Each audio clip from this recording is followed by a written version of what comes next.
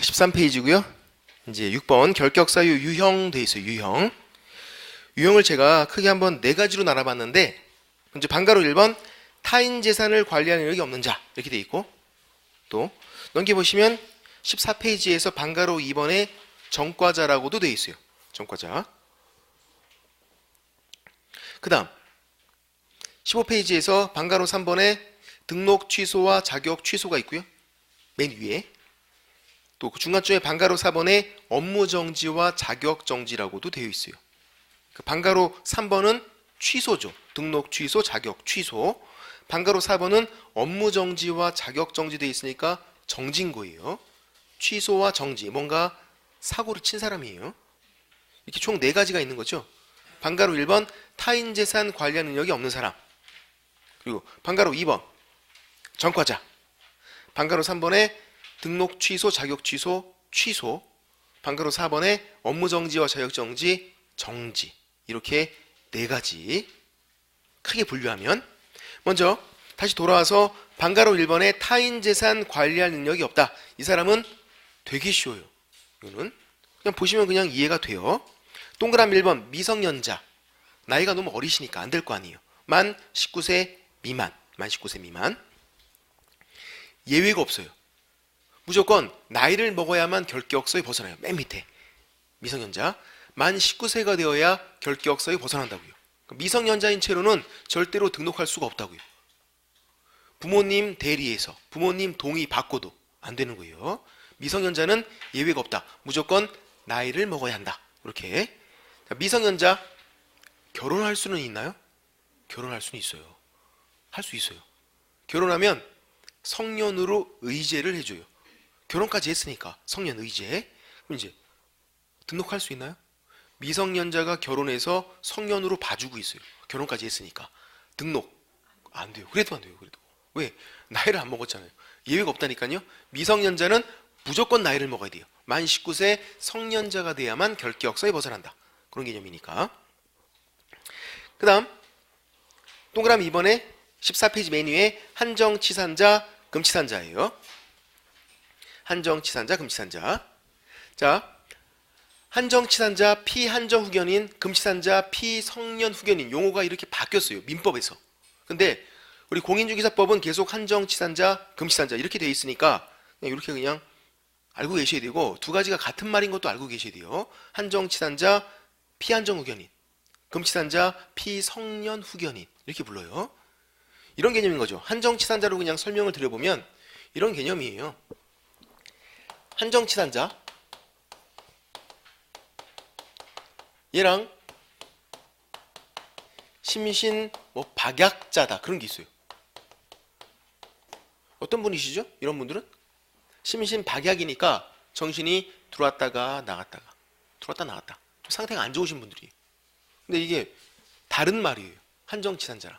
왜 그러냐면 이렇게 정신이 왔다 갔다 이런 분들 중에서 선고를 받아야 돼요. 한정치산 선고.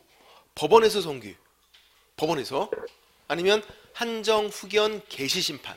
바뀐 용어로 하면, 옛날 말로 하면 선고고, 법원에서 결정을 내려줘요. 그럼 이제 법원에서 한정치산 선고를 하면 한정치산자가 되고 결격 사유가 된 거예요. 법원에서 선고를 내려줘서. 그냥 정신이 왔다 갔다 결격 사유가 아니라고요. 조금 그냥 아픈 사람이에요. 이런 거. 이런 사람 중에서 선고를 받아야만 결격 사유 되는 거고, 또 금치산자도 마찬가지예요. 금치산자도. 금치산자와 다른 거죠. 심신 상실자는. 심신 상실자 어떤 분이죠? 심신 상실자? 정신이 나가서 안 들어온다 그죠? 항상 나가 있다. 상실. 정신줄 놓고 계신 분들. 이건 정신이 들어왔다가 나갔다. 심신 상실은 그냥 정신줄 놓고 계신 분들. 이거 달라요. 이렇게 정신줄을 놓고 계신 이런 분들 중에서 선고를 받아야 돼요. 법원에서 선고해줘요. 역시 또. 그래서 금치산 선고라면 금치산자가 되고 결격 사유. 바뀐 용어라면 성년 후견 개시심판. 선고, 심판 다 법원에서 해요. 법원에서 해줘야만 결격 사유가 되는 거예요. 그냥 정신줄 놓고 있다. 정신줄 놓고 있는 거, 정신 들어왔다 나갔다. 결격 사유 아니라고요. 그냥 아픈 사람이고 많이 아픈 사람이에요. 선고를 받아야 결격 사유고. 또 이런 사람들 언제까지 결격 사유냐면 법원에서 결정해 준 거니까 법원에서 취소 선고, 바뀐 용어로 하면 종료 심판이에요. 종료 심판. 법원에서 이렇게 해줘야만 결격 사유 벗어나는 거예요. 그냥 정신이 들어왔다고 해서 온전하게 돌아왔다고 해서 결격 사유 벗어나는 게 아니라 법원에서 취소 선고를 내려줘야 돼요. 아니면 종료 심판. 법원에서 법률상 개념이라는 거죠. 법률상 개념. 예. 사실상 개념이 아니라 법률상 개념. 그럼 질문 드려볼게요. 한정치단자 정신이 들어왔다 나갔다 해요. 들어왔다가 나갔다 들어왔다 나갔다 하다가 이제 들어와서 안 나가요. 완전히 들어온 거예요. 결격사에 벗어난 거죠. 아니라고요. 정신 들어왔다 나갔다 중요한 게 아니니까 취소 선고를 받아야지. 법원에서 결정을 내려줘야만 결격사유 벗어난다. 그런 개념이고, 파산자도 마찬가지예요. 파산자도. 파산자는 뭐 한 사람이냐면 빚을 못 갚아서 배를 째신 분이에요. 채무초가 빚을 많이 진 거죠. 빚을 많이 지고 있는 것과 파산자는 달라요. 이렇게 채무초가 이 사람 중에서 선고를 받아야 돼요. 파산 선고. 누가 선고하죠? 역시 법원에서 선고해줘. 배를 짤 때 법원에서 배를 째줘야 돼요. 파산 선고. 그러면 파산자가 되고 결격사유 벗어난다고요. 나 빚을 많이 주고 있어. 나 신용불량자인데 결격사유 아니에요. 법원에서 이렇게 해줘야 돼요. 법원에서. 법률상 개념이다. 그것만 주의하시면 되고, 또 언제까지죠? 역시 법원에서 결정해 준 거니까 법원에서 해줘야죠. 복권될 때까지. 복권. 예. 복권이 두 가지가 있죠. 당연 복권이라는 게 있고, 어려워요. 그냥 한번 설명드려보는 거예요. 신청에 의한 복권이 있어요. 신청에 의한 복권, 당연 복권, 신청에 의한 복권. 자, 당연 복권, 얘는 면책이에요. 혹시 파산 면책 들어보셨나요? 법무사들이 광고하잖아요. 파산 면책. 면책 결정이라는 걸 받으면 당연히 그냥 복권이 돼버려요.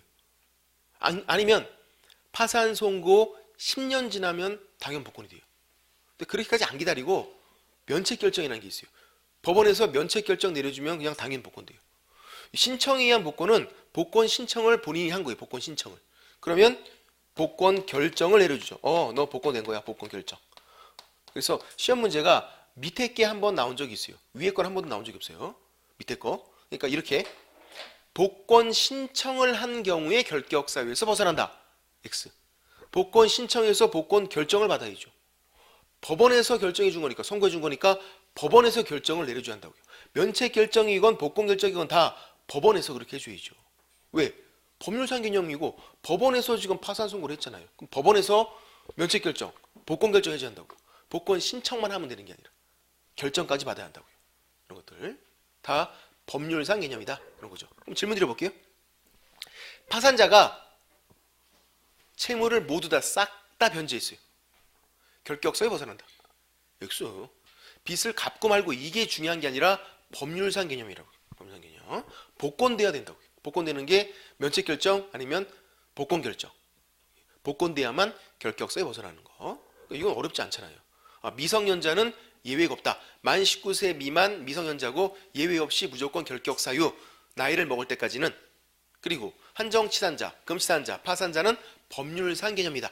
법원에서 선고해 준 거니까 법원에서 또 선고, 결정해 줘야만 결격사유 벗어나는 거고, 법률상 개념, 사실상 개념이 아니라 그런 것들.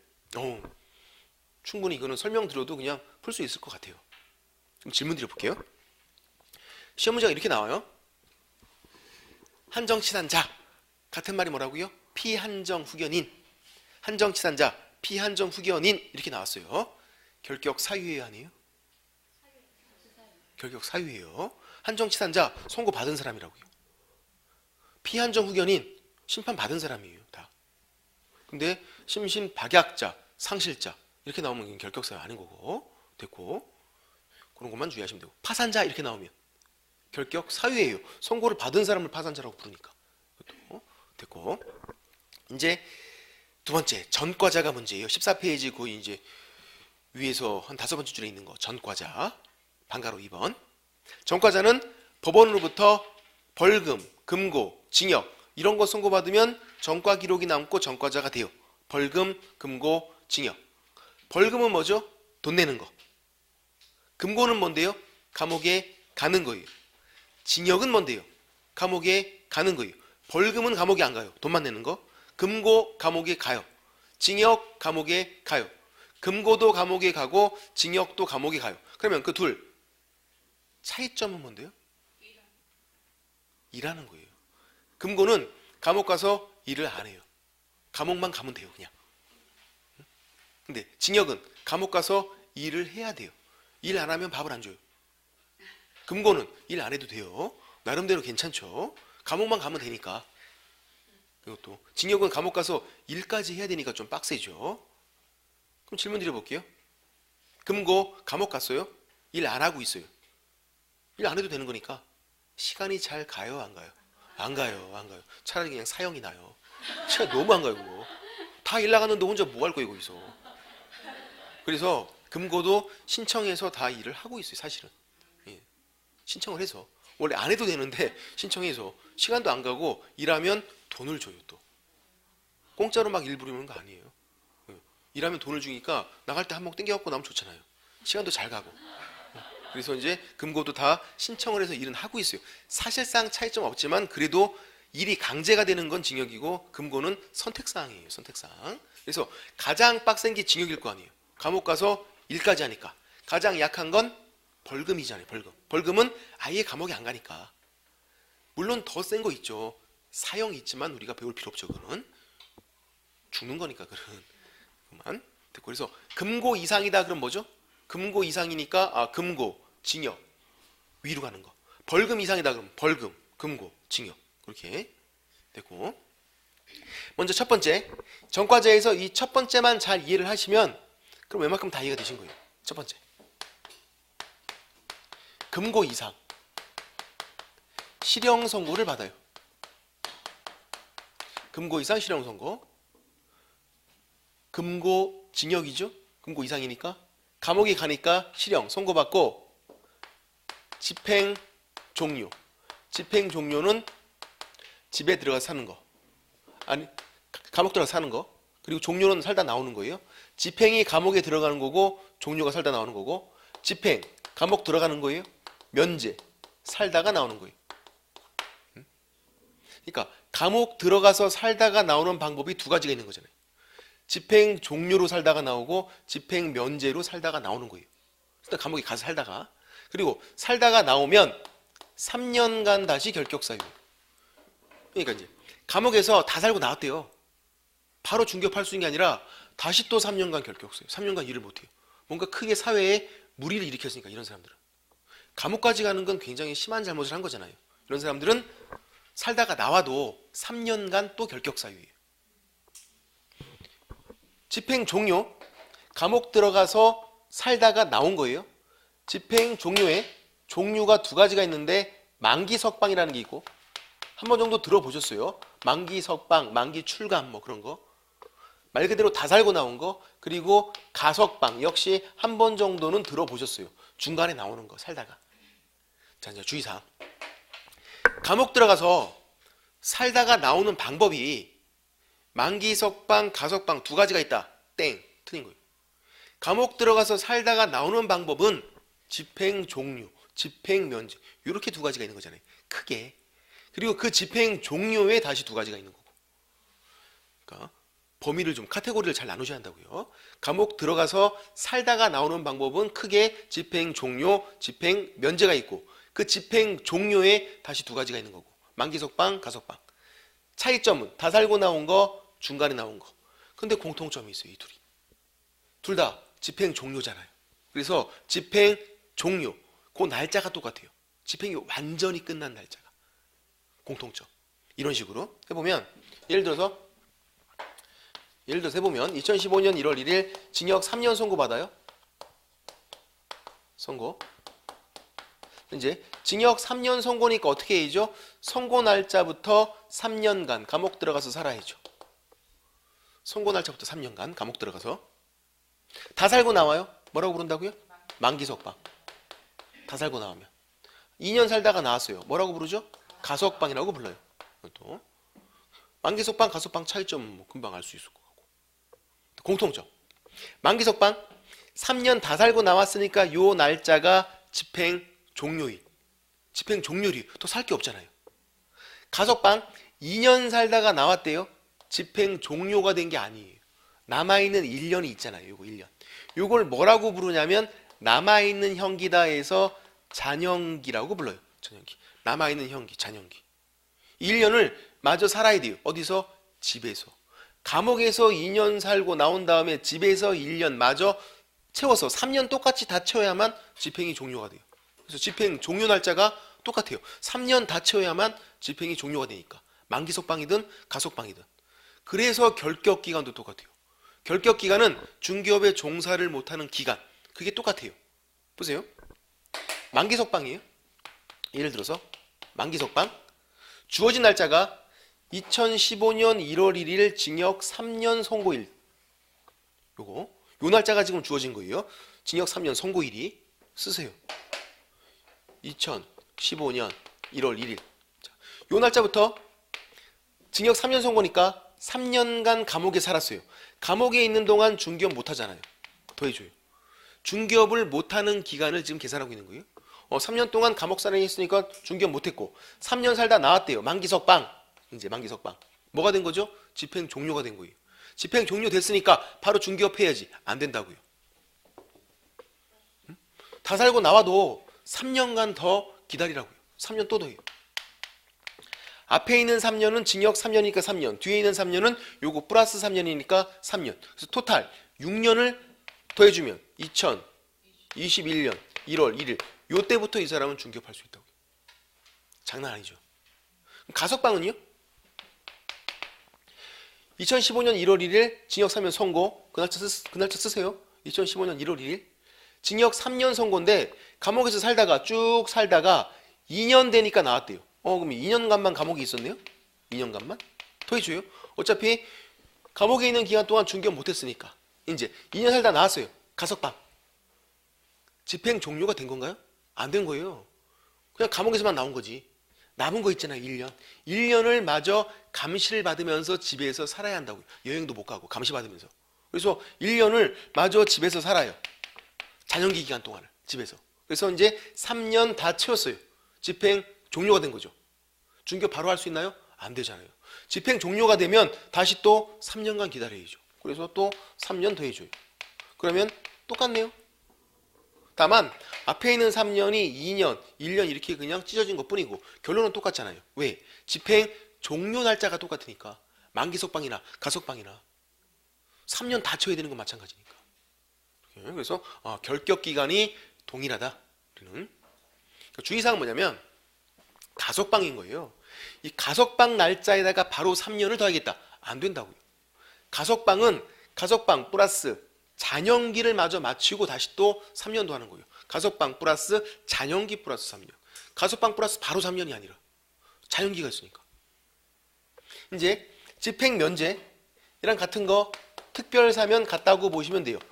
3.1절 특사, 광복절 특사라고 부르는 특사, 특별사면, 집행면제, 특별사면 같은 거예요. 얘는 중간에 나오는 거예요. 2년 살다가 특사로 나온대요. 특별사면 2년 살다가 특사로 중간에 나오는 거니까 나왔는데 잔영기 요걸 면제시켜줘요. 집행면제, 특별사면 뭔가 면제시켜주는데 뭐를? 3년을 면제시켜주는 게 아니라 잔영기를 그냥 퉁 쳐주는 거예요. 3년은 더하는 거고 이렇게 해보면 또 특별사면, 특사, 특별사면, 특사나 집행면제나 같은 거예요. 그냥 2년 살고 나오다가 지금 특사로 나온 거예요. 2015년 1월 1일 2년 살다가 특사로 나왔어요. 감옥에 있는 기간 동안 마찬가지로 중기업 못했어요. 특사로 나왔어요. 나오면 잔영기는요 면제. 이게 면제예요. 3년은요 더해줘야죠. 잔영기만 면제가 된 거고 3년은 더해주는 거니까 3년은 더해줘야 돼요. 그러면 2020년 1월 1일 이렇게. 차이점은 가석방과의 차이점은 뭐? 잔영기잖아요. 잔영기를 더해주면 그게 가석방이고 잔영기가 면제가 된 게 집행면제 특별사면이에요. 또 얘랑 비교할 게 뭐가 있냐면 일반 사면이라는 게 있어요. 일반 사면 생소해요. 특별 사면은 들어봤는데 일반 사면은 생소해요. 우리가 줄여서 일사라고 불러요. 특별 사면은 특사라고 부르잖아요. 일반 사면은 일사. 근데 되게 생소해요. 왜냐면 건국 이래 한 번도 한 적이 없어요. 특별 사면은 종종 하잖아요. 뉴스에도 나오고. 일반 사면은 지금까지 한 번도 한 적이 없어요. 일반 사면은 뭐냐면 전과자들 다 나가라 그거예요. 특별 사면은 몇 명만 나가라. 특별 사면은. 일반 사면은 전과자들 다 나가라. 감옥은 누가 지켜요? 말이 안 되잖아. 그래서 일반 사면은 한 번도 한 적이 없어요. 근데 만약에 한다고 하면 2년 살다가 일반 사면으로 나와요. 2년 살다가 일반 사면 나올 때 그냥 나오는 게 아니라 이 선고받은 이 기록들을 그냥 다 지워줘요. 싹 다. 싹 다. 깨끗하게. 조사에도 안 나오게. 싹 다. 그냥 일반인 만들어주는 거예요. 그래서 일반 사면. 우리랑 똑같은 일반인, 전과자가 아니라. 전과 기록 다 지워줘요. 조사에도 안 나오게. 그래서 얘는 그냥 즉시 벗어나는 거예요. 즉시. 일반인이니까. 뭐 더하고 뭐고 할 게 없다고요. 일반 사면으로 나오면 그냥 즉시 벗어나는 거. 선고받은 이 기록들을 싹 다 지워주니까. 이렇게. 됐고. 어렵죠. 정리해보면 일단 만기 석방은 그 날짜가 집행 종료일이에요. 더 할 게 없잖아요. 만기 석방 다 살고 나온 거니까. 근데 바로 중개할 수 있는 게 아니라 어떻게 집행 종료가 된 거니까 3년은 더해주라고요. 만기 석방 플러스 3년이에요. 가석방은요. 가석방 날짜에 집행 종료가 된 게 아니에요. 그래서 가석방 플러스 잔영기 플러스 3년이에요. 특별사면은요. 그는 잔영기 면제예요. 특별사면 플러스 그냥 3년만 더해주면 돼요. 가석방과의 차이점은 잔영기라 그랬고 일반 사면은 그건 집행면제가 아니라 특이한 거잖아. 일반 사면은 나올 때 그냥 일반인 되는 거. 전과 기록 다 지워버리는 거. 그래서 즉시 벗어나고 일반 사면이 즉시 일반인 되는 거니까. 느낌상은 꼭 특별 사면이 즉시 같아요. 특별해서 그거 아니라고요. 일반 사면이 일반인 되는 거라서 즉시 벗어난 거고 특별 사면은 집행 면제랑 같은 거예요. 잔영기만 면제고 3년은 더해줘야 되는 거예요. 요게 이해가 되면 다른 것들은 이제 다 이해가 돼요. 보세요. 두 번째 전과자 집행유예가 나와요. 해보면 두 번째 금고 이상형이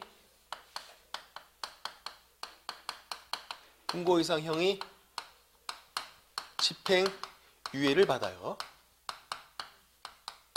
집행유예 꽝꽝꽝 선고가 있어요. 근데 이 선고자를 생략하고 나올 수도 있어요. 집행유예 선고를 받고 그 유예 기간 동안 결격 사유다 이렇게 나와요. 집행유예 생소해요. 감옥에 안 가는 거예요. 요거 집행 종료, 집행 면제는요. 감옥에 가는 거 있잖아요. 감옥에 가서 살다가 나온 거잖아요. 이거. 집행유예는 감옥에 안 가는 거예요. 이런 식으로 하죠. 예를 들어서 2015년 1월 1일 징역 1년에 집행유예 2년을 선고한다. 꽝꽝꽝 판사가 이렇게 선고했어요. 집행유예는 5년 기간 내에서 판사가 골라서 이렇게 붙여줘요. 임의로. 죄를 처음 범했거나 좀 불쌍하면 집행유예를 판사가 붙여주는 거예요.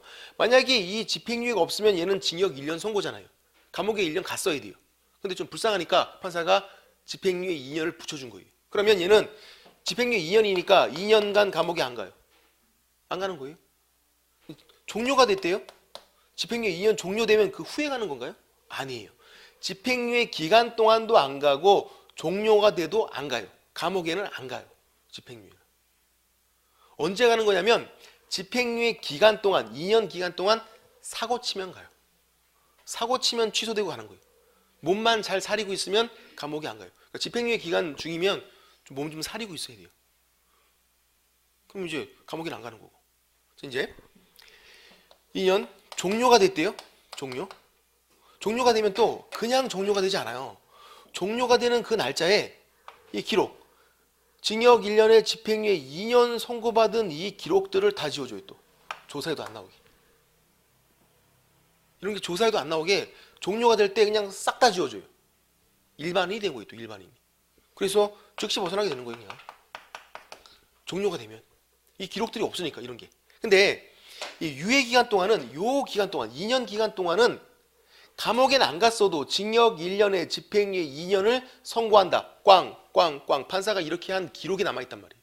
선고한 기록이. 그래서 요 유예 기간 동안은 이 선고한 기록이 남아있기 때문에 전과자라고 부르는 거고 결격 사유다 이렇게 되는 거죠. 응? 왜? 이 기록은 남아있으니까. 전과자라는 게 기록에 남아있다는 거 아니에요 지금. 근데 이제 종료가 되면 이 기록들도 다 지워주니까 그냥 즉시 벗어나는 거고. 얘랑 똑같잖아요. 일반 사면도 나오는 순간에 이 선고받은 기록들을 다 지워준다고요. 싹 다 조사에도 안 나오게. 일반인 즉시 벗어나요. 이것도 마찬가지. 집행유예가 종료가 되면 기록들 다 지워줘요. 그래서 그냥 일반인이니까 즉시 벗어나고, 유예 기간 동안에는 감옥엔 안 갔어도 이 기록들이 남아있으니까 결격 사유다. 그래서 유예 기간 동안 이렇게 돼 있어요. 시험에 잘 나오는 거 선고유예. 이런 생소한 용어들이 시험에 잘 나와요. 집행유예, 선고유예. 선고유예는 뭐냐면 판사가 선고를 하지 않았어요. 집행유예는 징역 1년에 집행유예 2년 선고한다. 꽝. 판사가 꽝 때리는 게 선고. 그 선고가 있어요. 집행유예는. 선고유예는 판사가 선고를 하려고 망치를 들었어요. 그럼 꽝 이걸 때리면 선고한 건데 안 때렸어요. 그냥 내려놓은 거예요. 법봉을. 망치를 그냥 내려놨어요. 안 때리고. 왜? 너무 불쌍하니까. 막 울고 있대요. 막 봐달라고 막. 불쌍하잖아요. 판사 사람이니까. 그래서 그냥 선고조차 하지 않은 거예요. 꽝을 안 하고 그냥 가세요 한 거예요. 땡큐인 거죠. 이거는 전과자도 아니고 결격 사유도 아니고 아무것도 아니에요. 왜? 꽝을 안 했잖아요. 선고를 했어야 뭐가 있는 건데. 아무것도 안 했으니까 전과자도 아니고 선고 안 했으니까 당연히 전과자도 아니니까 결격 사유도 아니고 그냥 아무것도 아닌 거예요. 아무것도 아닌 거. 판사 앞에 가면 약간 울어야 되겠죠. 혹시라도 그래 이런 거 선고유예 봐줄 수 있잖아요. 개기면은 얄짤없어요. 뭔가 좀 반성하는 것처럼 보여야지 되는 거지. 울고 그럼 되게 반성하는 것처럼 보이잖아요. 진심에서 막. 선고유예 이런 것들 됐고, 그 다음 마지막 벌금이 남았죠. 세 번째 전과자 마지막은 벌금이에요. 벌금은 이 법 위반 300만 원 이상 벌금 선고 이상 벌금 선고예요. 플러스 3년간. 이 법 위반 300만 원 이상 벌금 선고 플러스 3년. 뭔가 더 할 때는 항상 플러스 3년이죠. 벌금은 법이 중요해요. 이 법. 무슨 법? 공인중개사법. 우리 과목. 중개업 관련해서 벌금 선고를 받아야 돼요. 무조건 벌금 선고 받으면 결격 사유 되는 게 아니라 이 법, 공인중개사법 위반 벌금 선고해야 돼요. 벌금은 약한 거니까. 감옥에 안 가고 약한 거니까. 그러면 얘는요? 집행용료, 집행면제, 금고 이상 실형 선고. 예. 법이 중요해요? 안 중요해요? 안 중요해요. 무조건 선고받으면 결격 사유예요. 금고 이상은. 감옥에 가는 거니까. 이 법이건 다른 법이건 상관이 없어요. 응? 선고받으면 무조건 결격 사유. 벌금만 법이 중요해요. 또 문제는 이거. 금고 이상 형이 집행유예인 감옥에 안 간 거 좀 약해 보여요. 법이 중요해요? 안 중요해요? 얘도 법이 안 중요해요. 이것도 그냥 선고받으면 무조건 결격 사유. 이 법이건 다른 법이건 판사가 무조건 선고하면 그냥 결격 사유예요. 질문 드려보면 형법 위반, 형법. 우리 법이 아니에요. 형법 위반 금고 선고를 받았어요. 결격 사유예요? 아니에요? 결격 사유예요. 법이 안 중요하니까. 형법 위반 징역 선고 받았네요. 결격 사유예요? 아니에요? 결격 사유예요. 법이 안 중요해요. 금고나 징역이나 감옥에 가는 건데 법을 따질 필요가 없다고요. 무조건 선고받으면 결격 사유.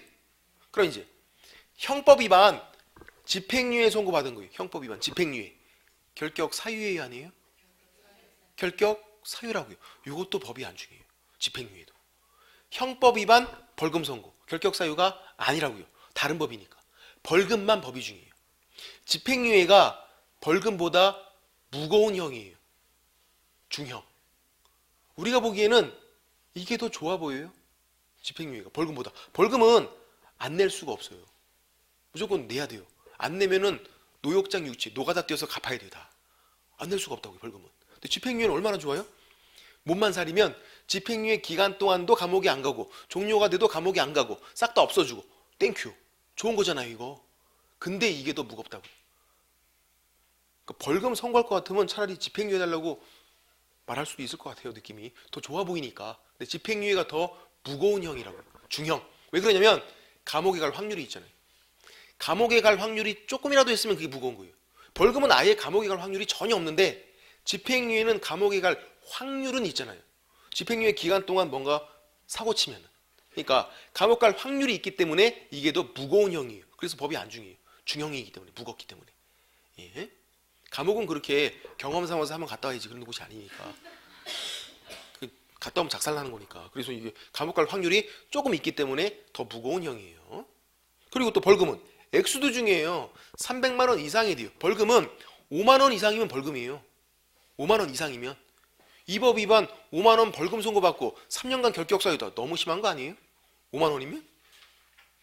그렇잖아요. 그러니까 액수 차이를 둬야죠. 300만 원 이상은 돼야죠. 300만 원 이상.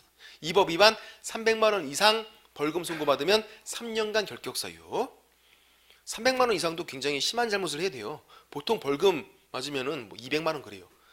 맥시멈. 요즘 많이 올랐어요. 그래도 국가가 돈이 없어갖고 벌금 좀 심하게 때려요. 뭔가 사고 치시면 많이 쳐보시면 알아요. 옛날보다 올랐네 이게. 제가 쳐본 건 아니지만 어쨌든 300만 원 정도면 굉장히 심한 잘못을 한 거예요. 또 어떻게 해죠? 그러니까 만약에 이 법 위반 잘못해서 이제 재판을 받아요. 판사가 300만 원 벌금 선고할 것 같아요. 느낌이. 빌어야죠. 만 원만 까달라고. 299만 원. 그럼 결격 사유 아니에요. 그 정도는 까줄 수 있잖아요. 판사가 잘 말을 하면. 300만 원이나 299만 원이나 비슷한데 큰 차이가 있다고요. 299만 원은 결격 사유가 아니고 300만 원은 결격 사유고.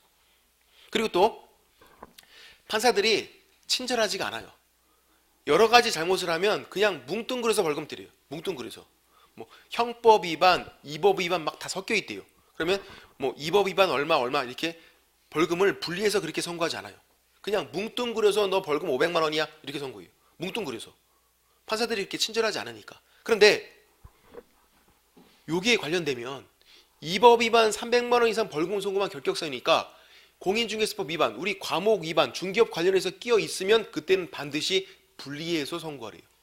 예를 들어서 그냥 뭉뚱그려서 벌금 500만 원이야 그러면 이 500만 원이 무슨 법 위반인지 어떻게 알아요? 이게 모르잖아요. 뭉뚱그리면. 그러니까 분리하라고요. 예를 들어서 형법 위반은 200만 원이고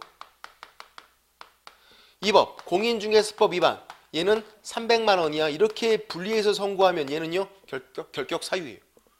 분리해서 선고하면. 그죠? 근데 그 반대로 형법 위반 300만 원이고 이 법 공인중개사법 위반 200만 원이야. 이렇게 분리 선고한다 그러면 그때는 결격 사유가 아닌 거고. 그러니까 반드시 뭉뚱그려 선고하지 말고 분리해서 선고라고요. 이 법 공인중개사법과 다른 법 위반이 경합법. 말이 어려워요. 경합법. 이건 두 가지 범죄를 같이 저지른 사람이에요. 경합법. 그럴 때는 벌금 선고를 분리해서 선고해야 한다. 이렇게 돼 있어요. 그래야만 이 법 위반 300만 원 이상인지 알 수 있으니까. 또 분리 선고하는 거. 이 법 위반이 아니면 뭐 다른 법이면 뭐 형법이나 뭐 다른 법들이면 상관이 없다고요. 그건 그냥 뭉뚱그리는데 이 법이 끼어 있으면 공인중개사법 위반이 끼어 있으면 반드시 분리해서 선고해라. 그런 것들. 이것도 신설된 건데 올해 안 나왔어요. 문제가. 내년에 나올 수 있겠죠. 그러면 조금 어려운 내용이어서 올해 좀 빠진 것 같아요. 올해 문제가 좀 쉽다 보니까 전체적인 난이도가 내년에는 충분히 나올 수 있죠. 이제 이 정도는 뭐 어려운 내용은 아니니까 그렇게 보시면 되고, 이게 이제 전과자 관련 내용이죠. 한번 책을 보시면요 14페이지에서 방과로 2번 전과자 법원으로부터 벌금, 금고, 징역 선고받은 거고 금고와 징역의 차이점은 설명을 드렸고, 동그라미 1번 금고 이상 실형 선고받고 집행 종료되거나 집행이 면제된 날부터 3년 미경과자. 집행 종료, 집행 면제 플러스 3년간 결격 사유구나 하고, 기억, 법이 중요하지는 않다. 금고건 징역이건 선고만 받으면 그냥 결격 사유. 집행은 아까 감옥에 가는 거였고, 집행 종료 살다가 나온 거, 집행 면제도 살다가 나온 거, 집행 유예는 감옥에 안 간 거. 헷갈리면 안 되고. 그래서 디귿 집행 종료 만기 석방 같다고 보시면 된다고요. 만기 석방은 다 살고 나온 거니까 그 날짜가 집행 종료일. 집행 면제 특별 사면 같다고 보시라고요. 일반 사면은 좀 특이한 거고 특별 사면 집행 면제가 같은 거예요. 잔영기가 면제가 된 거. 문제는 미음 만기 석방은 만기 석방일이 집행 종료일. 바로 그냥 3년 더하면 돼요. 문제는 가석방은 가석방 날짜가 집행 종료일이 아니라 잔영기가 남아있으니까 잔영기를 더하고 그리고 또 3년을 더하고 가석방 플러스 잔영기 플러스 3년 그것만 주의하면 된다. 됐고 표 밑에 동그라미 2번 금고유상형이 집행유예를 받고 그 유예기간 중에 있는 자 집행유예를 받고 위에다가 선고자를 써주세요. 집행유예는 선고가 있는 거예요. 꽝꽝꽝 판사가 때리는 거 법봉으로. 선고유예는 선고가 없는 건데. 기억 금고이상형은 금고징역이고 역시 법이 중요하지 않다. 다른 법 위반도 포함이 된다고요. 이 법이건 다른 법이건 상관이 없어요. 벌금만 법이 중요한 거. 벌금만. 니은 집행유예 감옥에 안 가는 거. 제발 감옥에 안 가는 거. 이렇게 막 설명드려도 내년 여름쯤 되면 선생님이 집행유예 감옥 가는 거죠? 안 가는 거예요. 막 서로 민망해요. 집행유예 감옥에 안 가는 거예요. 헷갈리면 안 돼요. 됐고 그래서 유예기간 동안 결격 사유. 유예기간 동안은 감옥에 안 갔지만 선고받은 기록이 남아있으니까 종료가 되면 싹 다 지워져서 즉시 벗어나고 이게 일반 사면과 구조가 똑같다. 일반 사면도 나오면 즉시 집행유예도 종료가 되면 즉시. 동그라미 3번 밑에 이 법 위반 300만 원 이상 벌금 선고받고 3년 미경 가자. 이 법은 공인중개사법 우리 과목 중개업 관련해서 그래서 벌금만 법이 중요하다. 다른 법 위반은 결격 사유가 아닌 거고 형법 위반 벌금 선고 결격 사유 아니고 도로교통법, 변호사법 이런 것도 다 다른 법이니까 결격 사유가 아니에요. 액수는 300만 원 이상이 되고 그리고 디귿은 또 살짝 별표를 칠해주세요. 올해 문제가 안 나왔으니까 내년에는 반드시 나올 거예요. 공인중개사법과 다른 법, 경합법. 그러니까 경합법은 여러 가지 범죄를 동시에 저지른 사람, 경합법에 대해서는 벌금형을 선고할 경우에 어떻게 분리해서 선고해야 한다. 이런 식으로 분리해서 선고해야만 이 법 위반 300만 원인지 판단할 수 있으니까 분리 선고하는 거 그렇게 보시면 되고 그 다음에 이제 15페이지에서 방가로 3번 등록 취소와 자격 취소가 있네요. 등록 취소를 한번 설명드려 볼게요. 동그라미 1번 등록 취소. 예. 올해도 나왔었는데 이 문제가 어쩌면 이 내용이 등록 취소 문제가 가장 어려울 수 있어요. 근데 시험에는 어렵게 안 나오니까 또 이런 개념이에요. 또 문제가 내용이 쉬운 것들은 문제가 어렵게 나와요. 우리가 금방 알 수 있는 것들은 내용도 쉽고 문제도 쉬우면 그냥 거저 주는 거잖아요. 그래서 내용이 조금 쉬운 것들은 문제를 좀 꽈요. 근데 내용 자체가 굉장히 어려운 것들은 문제를 쉽게 나와요. 내용도 어려운데 문제도 어려우면 못 풀잖아요, 전혀. 그래서 내용이 어려운 것들은 문제가 쉬워요. 그래서 이 결격 사유는 문제가 되게 쉽게 나와요. 기출문제 보시면 나중에 보시면 너무 쉬워요. 내용 자체가 어렵다 보니까. 그 중에서도 이 등록 취소 문제는 더 어려워요. 그래서 문제가 더 쉽게 나와요. 설명을 드려볼게요. 등록 취소는 뭐냐면 날아가는 거죠. 등록증이 날아가는 거예요. 뭔가 사고를 쳐서 등록증 바로 날아가는 거 아까 절대적 등록 취소 하이한다. 절등치.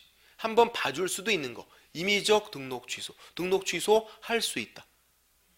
등록 취소는 종류가 그렇게 두 가지예요. 바로 취소해버리는 거. 등록 취소 하이한다. 절등치. 등록 취소 할 수 있다. 임의적 등록 취소 임등치 이렇게 부르는 거. 이제 뭔가 잘못을 했으니까 등록을 취소하는 거예요. 그러면 등록 취소일 등록을 취소한 등록 취소 날짜에다가 3년을 더해요. 3년 더한다. 무슨 말? 3년간 결격 사유다 그거죠. 사고 쳐서 등록 취소를 당하면 그 날짜부터 3년간 결격 사유. 3년 더해서. 얘도 보세요. 벌금 선고에다가 3년 더하면 벌금 선고 날짜부터 3년간 결격 사유다. 그런 말이잖아요. 3년 더한다는 건 3년간 결격 사유다. 그런 말인 거예요. 이 사람 뭔가 잘못을 한 사람이니까 등록 취소 당한 날부터 3년간 결격 사유. 그런 건데 3년을 더하지 않는 게 있어요. 또 특이하게. 제외. 등록 취소를 하는데 3년 더 하지 않겠대요. 첫 번째, 결격 사유. 두 번째, 등록 기준 미달. 세 번째, 개인 사망. 법인 해산이에요. 법인 흩어지는 거 해산. 개인인 개업공인중개사가 돌아가신 거 사망. 법인이 흩어진 거 해산.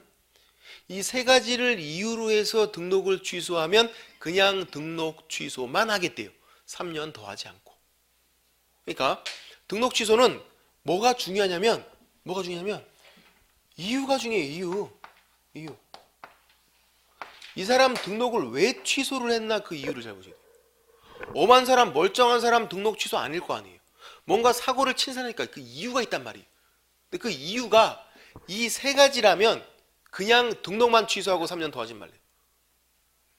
먼저 등록 기준 미달. 얘는 뭐냐면 사무소가 잘못되는 거예요. 사무소가 판잣집 그런 거. 그래서 사무소가 판잣집이어서 등록을 취소했대요. 중개업 못하게. 사무소가 판잣집이면 중개업하면 안 되는 거잖아요. 등록 취소했어요. 그리고 3년 더해서 3년간 결격 사유 그러면 너무 심해요. 다시 사무소 제대로 갖춰서 그냥 하면 되는 거지. 그거를 등록 취소하고 3년간이나 중개업 못하게 하는 건 너무 심하니까 그냥 등록 취소만 하래요. 3년간 결격 사유는 아니고 3년 안 더해서 그냥 사무소 갖춰서 하면 되는 거니까. 이거는 크게 잘못한 게 아니니까. 사망이에요. 죽었어요. 중개업하다가 죽었어요.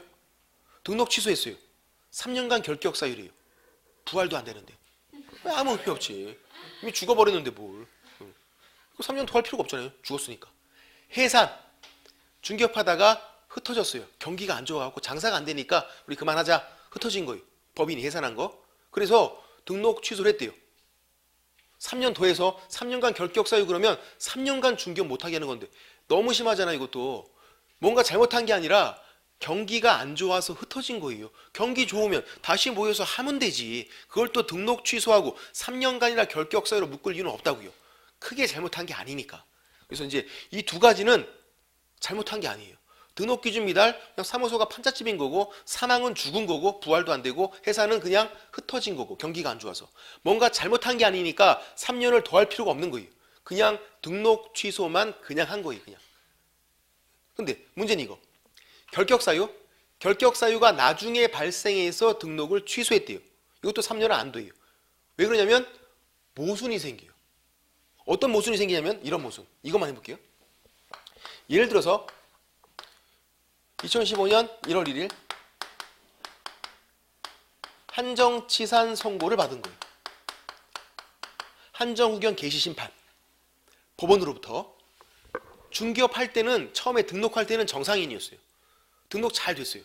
근데 나중에 이렇게 됐어요. 중개업하다가 상태가 점점 안 좋아지더니 이렇게 된 거예요, 지금. 어떤 일이 발생한 거죠? 결격 사유. 한정치산 선고를 딱 받으면 한정치산자가 된 거잖아요, 이제부터. 그 전까지는 선고받기 전에는 그냥 아픈 사람이었고 이제 선고를 받으면 그때부터 결격 사유가 된 거예요. 후발적으로 발생했다고요. 중개업하다가 나중에. 이거 누가 선고했죠? 법원에서. 그러면 등록관청, 시장, 군수, 구청장 이 사람들은 나중에 알아요. 법원에서 선고해줬고 그걸 나중에 알 거 아니에요. 자기가 한 게 아니니까 나중에 그걸 알았어요. 2달 뒤에 3월 1일 한정치산 선고받은 걸 안 거예요. 시장, 군수, 구청장이, 등록관청이. 야, 너 한정치산 선고받았으니까 너 한정치산자야. 너 이제 중개업 못해. 그래서 이거를 이유로 등록을 취소해버렸어요. 그럴 수 있을까요? 그럴 수가 있대요. 왜 그러냐면 한정치산 선고받은 게 결격사유잖아요. 한정치산 선고받으면 결격사유가 발생한 거예요. 어떻게? 후발적으로. 제가 아까 결격사유가 등록 신청 전에 있으면 등록 거부 안 되고 나중에 중개업하다가 후발적으로 발생하면 바로 등록을 취소한다. 절등치 등록 취소 하야 한다 그랬어요. 후발적으로 발생하면 중개업 못하게 바로 취소해야 될 거 아니에요. 이거. 그래서 3월 1일에 등록을 취소해버린 거예요. 시간적인 순서가 이렇게 된다고요. 시간적인 순서가. 왜 그러냐면 법원에서 먼저 이걸 선고한 거고 등록관청은 그걸 나중에 알 수밖에 없다고요. 2달 뒤에 한 거고. 이제 원칙은 3년 더하는 거니까 3월 1일 등록 취소일 요 날짜에 3년을 더했어요. 그러면 2018년 3월 1일 요때부터 너 이제 중개업할 수 있어. 이렇게 말하면 안 된다고. 이렇게 말하면 안 돼요. 이거 더하는 게 아니에요. 그래서 만약에 3년 더해서 요때부터 중개업을 할 수 있습니다. 그러면 안 된다고요. 왜? 요 날짜에도 이 사람은 계속 한정치산자니까. 3년 지났다고 정상이 된 게 아니잖아요, 지금. 근데 3년 더해서 3년 후부터 중개업할 수 있다 그러면 말이 안 되잖아요. 모순이 생긴다고요. 그러니까 3월 1일에 등록만, 중개업 못하게 등록만 그냥 취소하래요. 3년 더하는 거 이런 건 계산하지를 말고. 그럼 어떻게 하는 거냐면 결격 사유 때문에 등록을 취소했으니까 등록 취소일부터 3년간 결격 사유 되는 게 아니라 이 결격 사유에서 벗어날 때까지 그냥 결격 사유예요. 이 결격 사유가 뭐였냐면 한정치산 선고였네요. 한정치산 선고는 언제까지 결격 사유?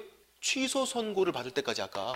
그래서 취소 선고를 받으면 그때부터 결격 사유에서 벗어난다. 아니면 바뀐 용어로 하면 종료 심판. 법원에서 결정을 내려줄 때까지는 결격 사유라고요. 3년도에서 3년 후부터 벗어나고 그런 게 아니라. 그래서 이런 모순 때문에 3년을 더하지 않는 거예요. 이 두 가지는 잘못을 별로 안 한 거. 그렇죠? 등록 기준 미달, 사망에서는 잘못을 크게 하지 않은 거. 그리고 결격 사유는요. 모순이 생긴다고요. 여기다가 3년을 더하면 결격 사유인데도 불구하고 또 벗어난다. 이런 말이 생기니까 모순이 생기니까 그렇게 하지 않는 거고.